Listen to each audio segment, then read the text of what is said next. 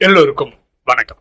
இன்னைக்கு நம்ம பார்க்கக்கூடிய சப்ஜெக்ட், ஒரு கல்பத்தில் ஒருவர் அனைத்து பிறவிகளும் ஆணாகவோ அல்லது பெண்ணாகவோ எடுக்க முடியுமா? ஒரு ஆத்மா இப்படிதான் கேள்வி கேட்டிருக்காங்க. அதாவது சில தினங்களுக்கு முன்னாடி வாணியில பரமாத்மா ஒரு லைன் இப்படி சொல்றாரு, நீங்க தொடர்ச்சியா 2 பிறவிகள் தான் பெண்ணாக எடுக்க முடியும் அப்படின்னு சொல்லியிருப்பார் அந்த வாணியில.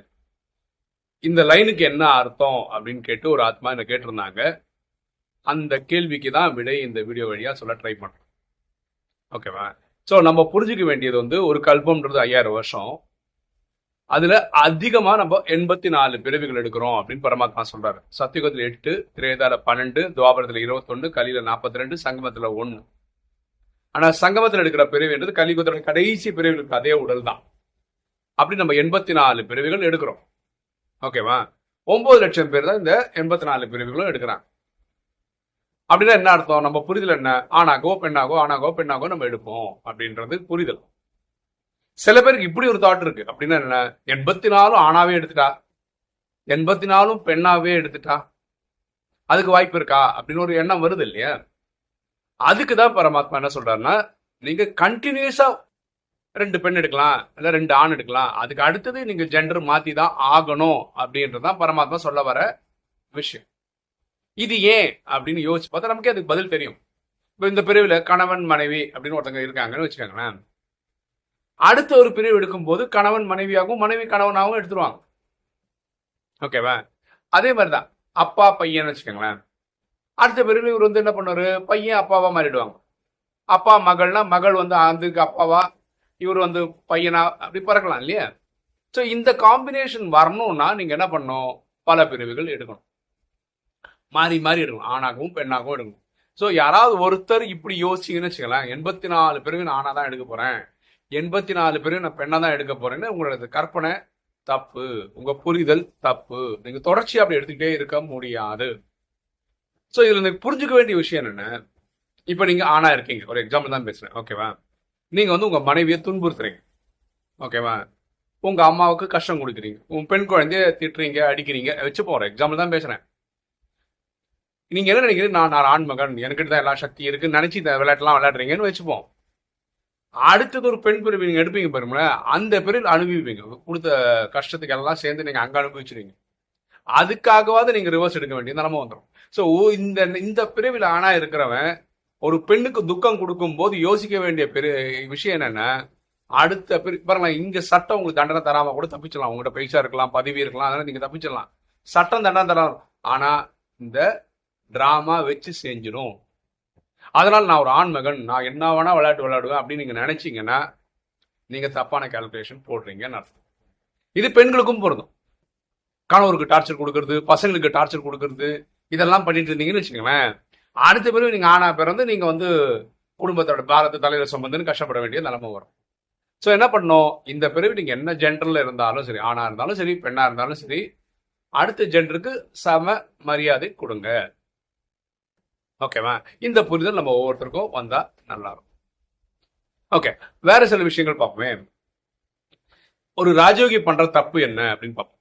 இப்ப நம்ம இந்த 7 நாள் கோர்ஸ் முடிச்சவங்க, பரமாத்மா சொல்ற 4 விஷயங்கள், அமிர்த வெளியே இருந்து பரமாத்மா நினைவு பண்றது, வாணி படிக்கிறது, ஸ்ரீமத்தை ஃபாலோ பண்ண, சேவ், இவங்க எல்லாம் ராஜயோகிகள் தான்.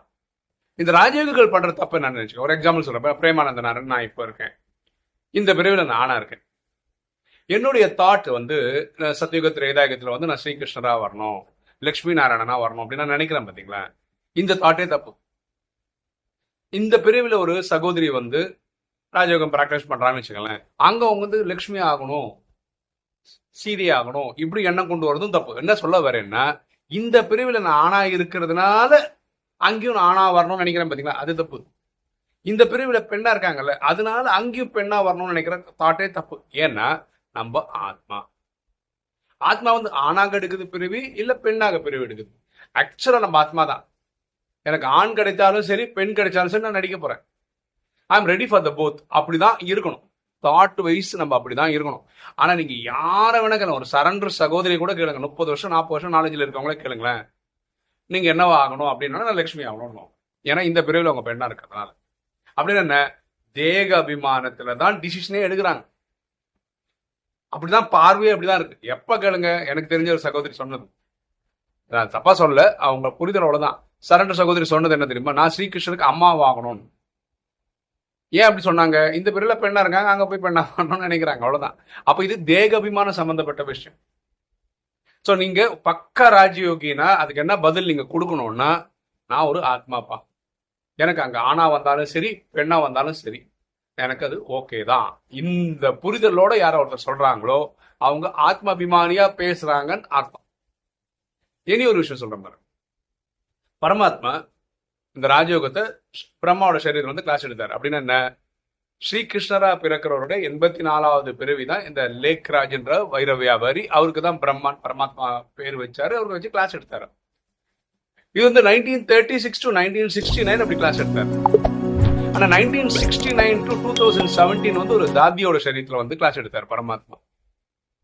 அப்ப இந்த கேள்வி வருது, பிரம்மா சரீரத்துல கிளாஸ் எடுத்தார், காரணம் புரியுது, ஸ்ரீகிருஷ்ணருடைய கடைசி பிறகு ஃபைன். ஒரு தாதியோட உடல்ல பிரம்மாவை விட அதிகமான காலகட்டத்துல வந்து கிளாஸ் எடுத்திருக்காரு.